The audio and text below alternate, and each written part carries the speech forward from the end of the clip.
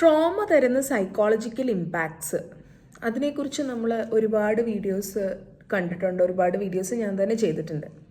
പക്ഷെ ട്രോമ തരുന്ന ഫിസിയോളജിക്കൽ ഇമ്പാക്ട്സിനെ കുറിച്ചിട്ട് നമ്മൾ വളരെ കുറച്ചാണ് എപ്പോഴും സംസാരിക്കാറുള്ളത്.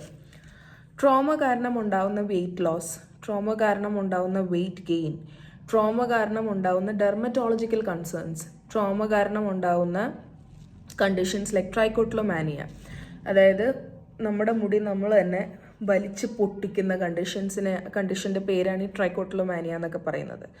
പിന്നെ നമ്മുടെ മുഖത്ത് സ്ട്രെസ്സ് കാരണം വരുന്ന ഒരുപാട് പിമ്പിൾസ്, പാപ്യൂൾസ്, ഇതൊക്കെ നമ്മൾ തന്നെ ഇങ്ങനെ മാന്തി ഇതുപോലെ പൊട്ടിച്ചെടുക്കുക.